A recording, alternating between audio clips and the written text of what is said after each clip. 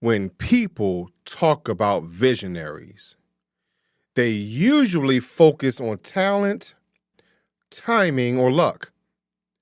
But when you look closer, success leaves behind something far more valuable: patterns. The greats don't win because they're superhuman, because they have some super powers. They win because they're intentional. They think differently.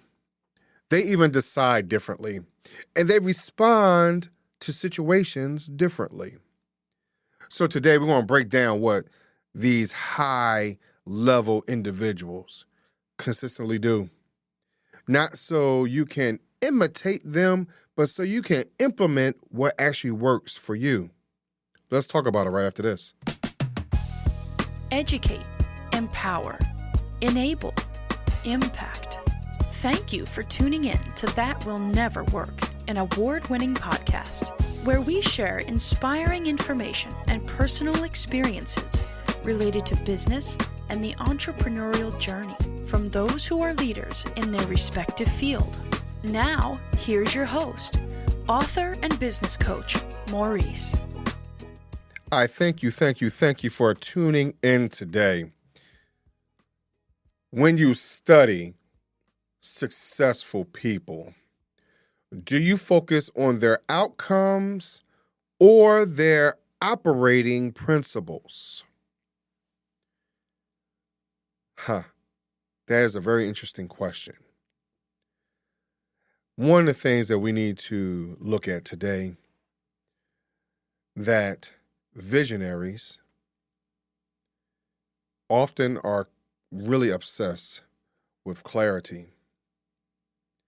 And these high-thinking individuals, high-level individuals, they don't move fast without direction. See, they invest time defining what matters and what doesn't, and why. Clarity defines and simplifies the decisions and eliminates wasted effort. They also build systems before they need them. See, visionaries don't wait for chaos to create the structure. They design routines and processes and safeguards early. And systems protect the momentum when pressure increases. They also treat feedback as fuel, not a threat. Instead of defining ego, they define progress. And visionaries seek feedback, review performance, and adjust quickly. See, growth stays active because reflection never stops. I gave you 3 ideas. Visionaries are obsessed with clarity. They build systems before they need it. And they treat feedback as fuel, not a threat. So here is what the challenge is. And I'm going to speak from my own experience in this. Yes, I had a vision of creating my own organization. And I had it from the age of 15, 16 years old. And that's because my mom had a friend who was a tow truck driver who owned a company. And he was doing repossessions of vehicles for the IRS at that particular time. Now we're talking a good 30, almost 40 years ago, having this type of conversation. So that's what he said to me. And so I started dreaming about where I wanted to go, what I wanted to do, where I wanted to be. And so as time had moved on, for any of you who knows my real life story, my brother and my best friend, one of my very, very good friends, and I tried to start a company called C3. And see, in C3 or C cubed, as we were called, because my brother and I, last name was Chisholm, his last name was Carr, so we were the three C's. And so we called ourselves 3 cubed. And we were going to do music. They were singers, they knew how to play, and I was going to do A&R. And that's basically based off of what my opportunities were right fresh out of high school. Very similar. My brother was in a music group, and I was helping out a production company that was managing my brother. So I was going to be A&R, all this other type of stuff. And so what happened is that we were not clear in the direction. We were trying to move fast, but we were not clear in where we wanted to go. And then we didn't understand what processes and what systems we needed in order for us to really build and start this company.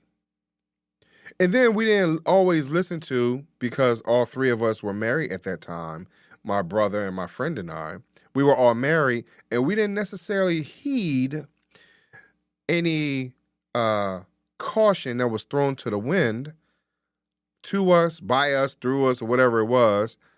More especially, the information was coming from our wives, right? That caution was coming from our wives. So in theory, it sounded great, but we did not have the necessary tools put in place. We weren't clear. We didn't have the systems, and we didn't necessarily understand the feedback or our threats as we were moving forward. And those are the things that we need to understand, that admiring success without understanding it creates distance. So what happened is that we started to look at other individuals that my brother had partnered with in the singing group, and we saw what successes they were having.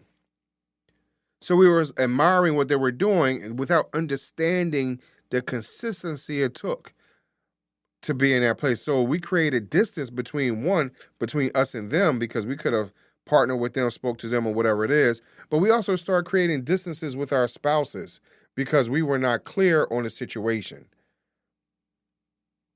So I would like for you to understand that no matter what your opportunity is, I really would like for you to consider what we didn't do, which is identify and apply proven patterns that high-level thinking individuals have.